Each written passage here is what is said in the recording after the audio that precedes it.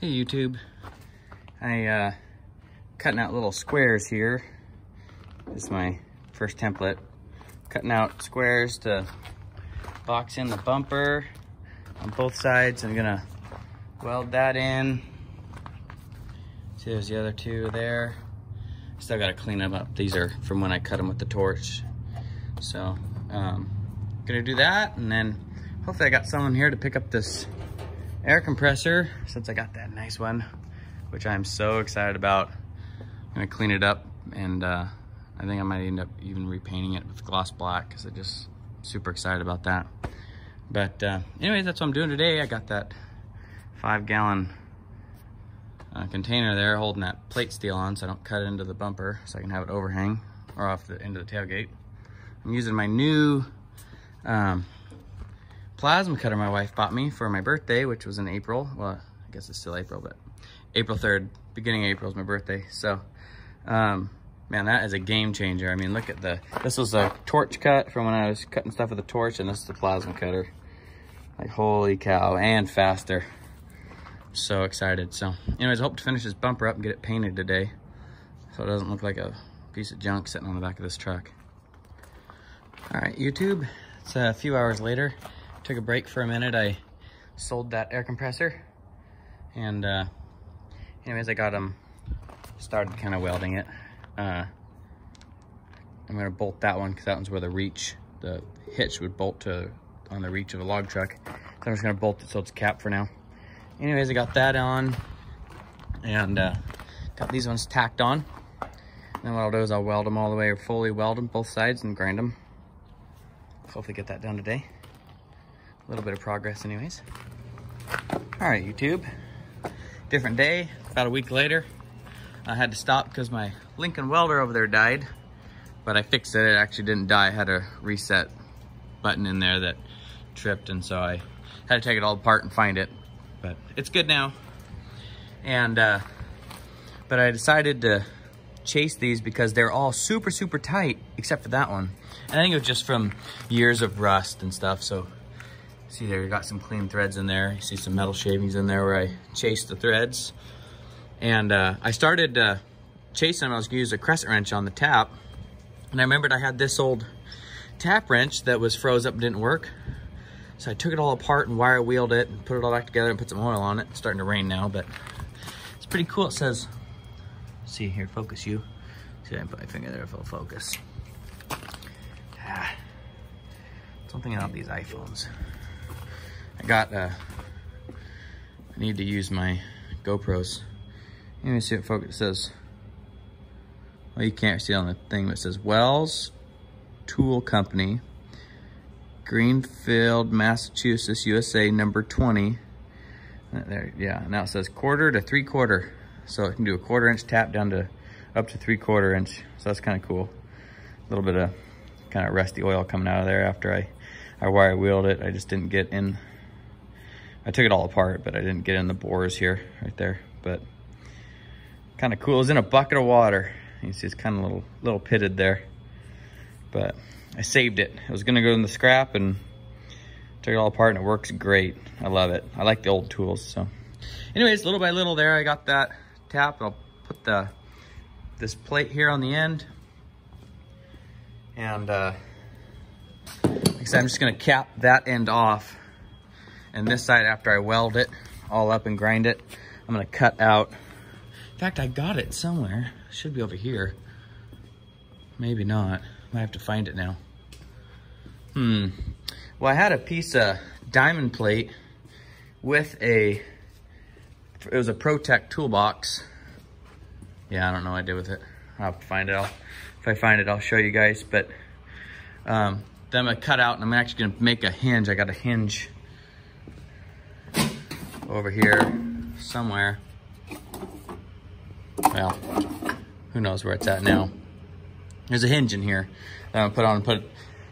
That end will open up so you can put pry bars, and then if you got to get to something, you can take off the bolts and get to it from that end. But I don't want to. I kind of messed up when I cut it because I don't want to cut off 3/4 of an inch off to weld a plate because that's thick. So I'll just bolt it. Later they can put a door in there if they want. All right, so I got that mostly welded up. I got to finish there, and then grind everything smooth. It's raining right now, but I got the skidder out over there and the shovel. Got it swept out because I should be selling the solvent tank today, which I hardly ever use, and this power hacksaw. And kind of bittersweet because I really like that, but I can always get another one. And that one I never use. And after these sell, then it's cleared out in here so I can bring the service truck in and finish that bumper up today. So stay tuned. Oh, also I'm gonna try to get that air compressor out of the back of this thing today. I'll use the crane because that one, it works, but it's kind of an annoying, kind of a struggle. It's a fight. So after we sell that stuff, I'll put that where the service truck is, or where the solvent tank is today, so it's out of the way. Well, service truck's in. Gonna weld up, finish welding that. Shh, don't look too close. Weld up this at the bottom where it's broke. I'm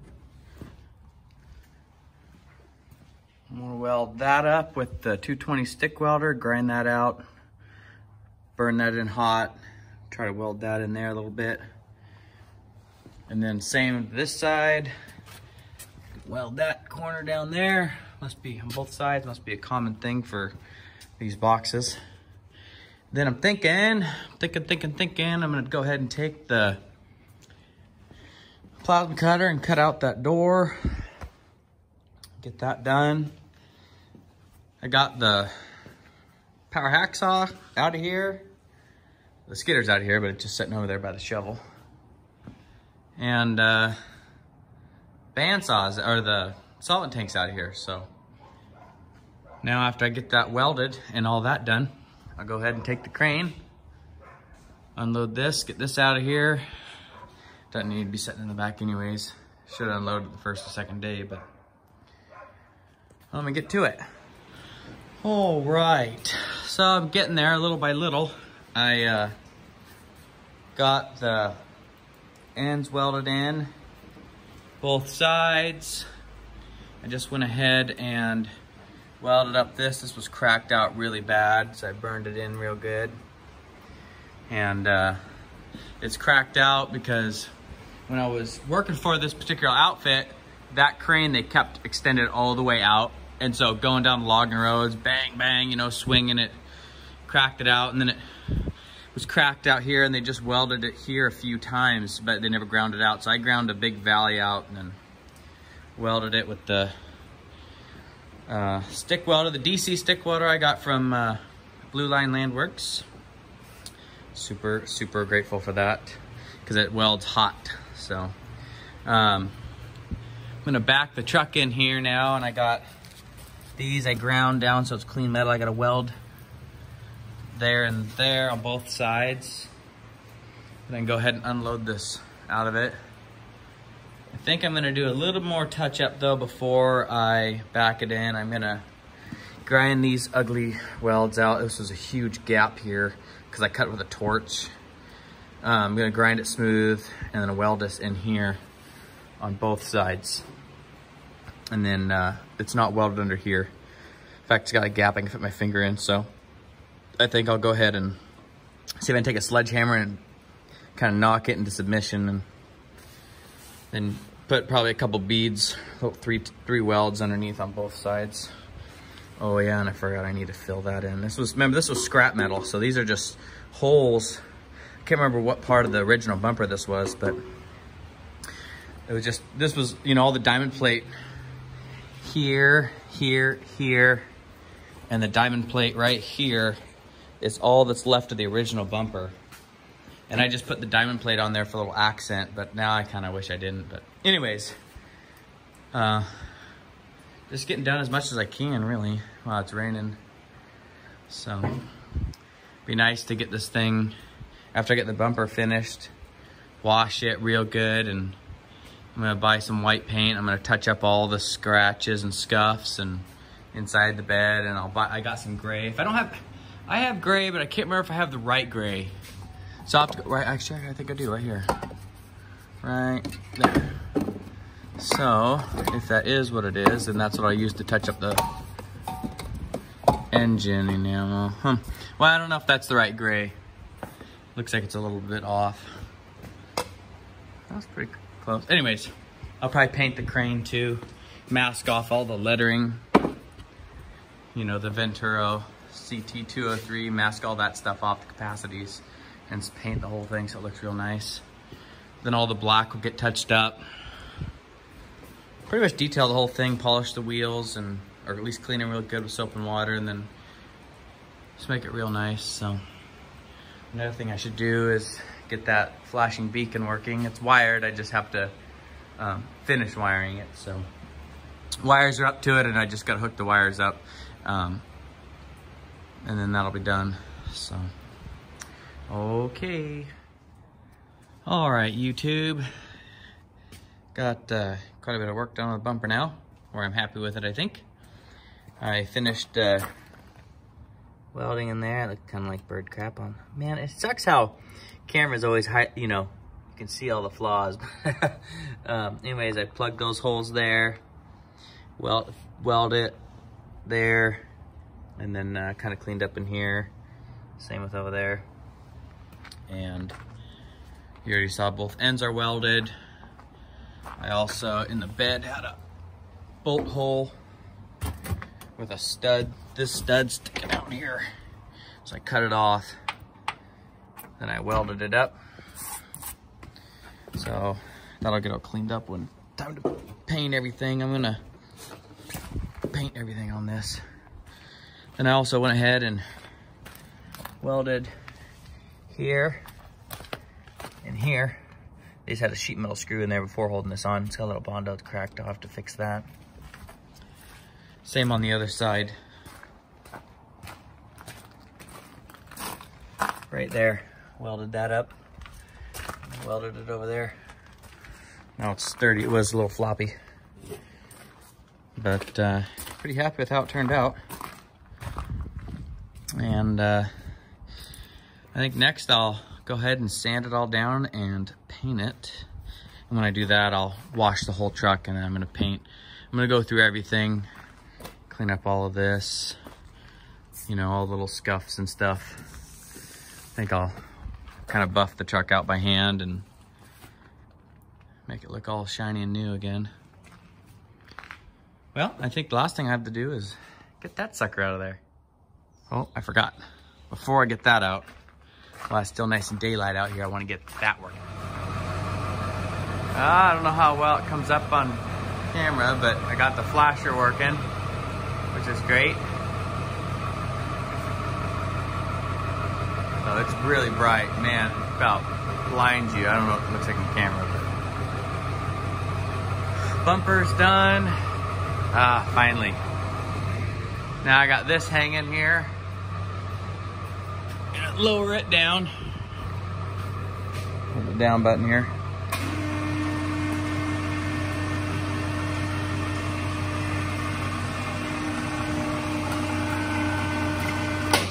So this chain doesn't get hung up.